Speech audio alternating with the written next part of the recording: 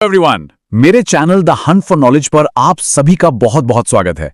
आज हम अपनी केमिस्ट्री फैमिली के एपिसोड 5 में डाइव करने वाले हैं, जिसका नाम है physical and chemical change. Science के कॉन्सेप्ट्स को बिल्कुल फन तरीके से समझने का इससे बढ़िया मौका और कोई हो ही नहीं सकता। तो चलिए एक बहुत ही इंटरेस्टिंग सफर की शुरुआत करते हैं। हमारे सभी नॉलेज हंटर्स को एक बार फिर से वार्म वेलकम। आज का हमारा ये एक्सप्लेनर बिल्कुल लर्न टुडे लीड टुमारो वाली वाइब पर सेट है।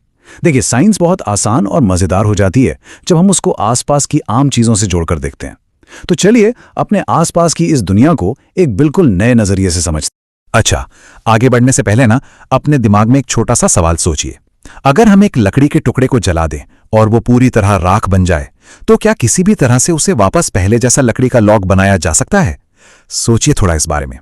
इस आसान से लगने वाले सवाल का जवाब ही आज की हमारी इस पूरी स्टोरी का सबसे बड़ा राज है। तो कहानी की शुरुआत के लिए चलते हैं सीधे साइंस गार्डन में। यहां हमारी केमिस्ट्री फैमिली एक मस्त सी पिकनिक एंजॉय कर रही है। यहां मॉलिक्यूल तो बिल्कुल अलग ही लेवल की एक्साइटमेंट में है। उसने कहा कि मैं ठंडे लेमनेड के लिए आइस क्यूब्स लाया हूं, लेकिन तभी मिक्सचर थोड़ा घबरा जाता है और कहता है, अरे देखो, आइस तो गायब हो रही है। अब आइस को ऐसे पिघलता देखकर ना एटम को हैरानी होती है कि वेट, ये तो पानी में बदल रही है। तभी उनका सबसे समझदार दोस्त कंपाउंड आगे आता है और बड़ा ही प्यारा सा एक्सप्लेनेशन देता है। वो कहता है कि इसे हम फिजिकल चेंज कहते हैं। इसमें सिर्फ किसी चीज का शेप या स्टेट बदलता है, पर उसके अंदर का सब्सटेंस बिल्कुल वही रहता है ना इंटरेस्टिंग? तो दोस्तों, यह है हमारा पहला कोर रूल। फिजिकल चेंज बस एक ऐसा बदलाव है जहां चीजों का आकार, साइज या स्टेट बदल जाता है, लेकिन कोई बिल्कुल ही नई चीज फॉर्म नहीं होती। जैसे आइस और पानी दोनों ही H2O है ना, बस एक सॉलिड स्टेट में है और एक लिक्विड में। मेल्टेड आइस अभी भी टोटली पानी ही तो है। ओके, पिकनिक में थोड़ा और आगे चलते हैं। यहां अब चल रही है एक paper aeroplane race. Professor Chang ने सबको प्लेन बनाने के लिए मस्त कलर वाले पेपर दिए और वुश, प्लेन्स तेजी से हवा में उड़ने लगे। पर बेचारा मिक्सचर थोड़ा उदास हो गया क्योंकि गलती से उसका पेपर प्लेन फट गया था। तब प्रोफेसर चेंज ने एकदम कंफर्टिंग आवाज में उसे समझाया कि देखो, घबराने वाली कोई बात नहीं है। पेपर का फटना भी सिर्फ एक फिजिकल चेंज ही है, क्योंकि फटने के बाद भी पेपर तो आखिर पेपर ही रहेगा। तो एटम ने तुरंत पूछा, इसका मतलब कोई नया सब्सटेंस नहीं बना? और जवाब बिल्कुल क्लियर था, जी हां, कुछ नया नहीं बना। अच्छा, खेलकूद के बाद जब स्नैक टाइम हुआ ना, तो कंपाउंड ने सबके लिए फ्रेश एप्पल्स काटे। पर थोड़ी ही देर में एक बड़ा सरप्राइज मिला सबको। एटम ने अचानक पॉइंट आउट किया कि हे, एप्पल तो ब्राउन हो रहा है। और सच में थोड़ी देर पहले जो एप्पल एकदम फ्रेश था, उसका ऐसे रंग बदल जाना काफी अजीब था। तो यहां पर एक बार फिर से कंपाउंड अपनी स्मार्ट और कॉन्फिडेंट आवाज में एक नया कॉन्सेप्ट बताता है। वो समझाता है कि दोस्तों, ये एक केमिकल चेंज है, और केमिकल चेंज की सबसे खास बात यह होती है कि इसमें हमेशा एक नया सब्सटेंस बनता है। यहां एप्पल हवा में जो ऑक्सीजन है उसके साथ रिएक्ट करता है, और इस नए रिएक्शन की वजह से ही उसका कलर चेंज हो जाता है। यानी ये निकल कर आया हमारा दूसरा सबसे क्रूशियल कॉन्सेप्ट।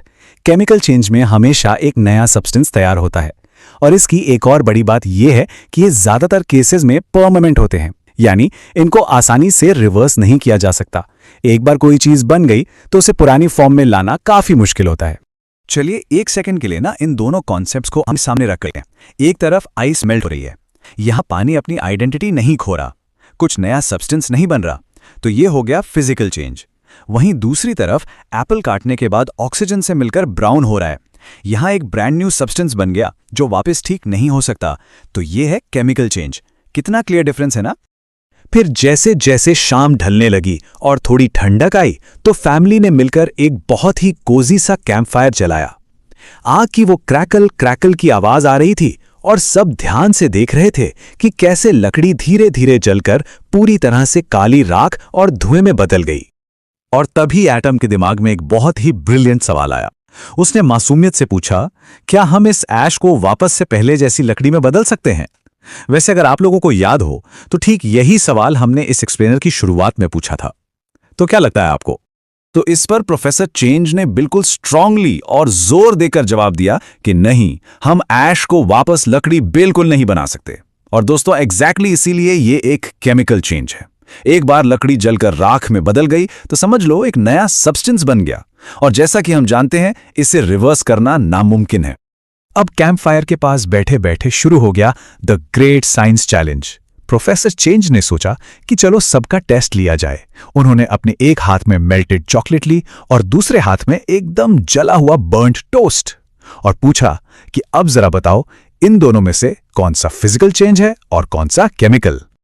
अब एटम और मॉलिक्यूल तो खुशी से उछली पड़े क्योंकि उन्हें जवाब पता था। एटम तुरंत बोला, मेल्टेड चॉकलेट एक फिजिकल चेंज है क्योंकि ठंडी होने पर वो वापस ठीक वैसी ही सॉलिड चॉकलेट बन जाएगी। और मॉलिक्यूल ने भी ऐड किया कि बर्न्ट टोस्ट एक केमिकल चेंज है क्योंकि एक बार ब्रेड जल गई तो वो वापस फ्रेश ब्रेड तो नहीं बन सकती ना। चलिए, कहानी खत्म होने से पहले एक क्विक रिवीजन टेबल देख लेते हैं ताकि सारे रूल्स दिमाग में छप जाएं। फिजिकल चेंज में कोई नया सब्सटेंस नहीं बनता, ये रिवर्स हो जाते हैं और इसमें बस शेप या स्टेट बदलता है। और केमिकल चेंज उसके बिल्कुल ऑपोजिट है, इसमें एक नया सब्सटेंस तैयार होता है, ये इररिवर्सिबल होता है और इसमें चीजों का कॉम्पोजिशन ही परमानेंटली बदल जाता है। अच्छा, तो आखिर में मेरा एक सवाल है आप सभी से। जरा अपने आसपास देखिए और ध्यान दीजिए कि इस वक्त आपके चारों तरफ ऐसे कौन कौन से चेंजेस लगातार हो रहे हैं। आज के इस अमेजिंग सेशन में मेरे साथ जुड़ने के लिए बहुत बहुत थैंक्स। अगर आपको ये टॉपिक्स मजेदार लगे हो तो मेरे channel the Hunt for knowledge को जरूर सब्सक्राइब करें। मिलते हैं ऐसे ही एक और नए एक्सप्लेनर के साथ। तब तक keep observing and keep learning.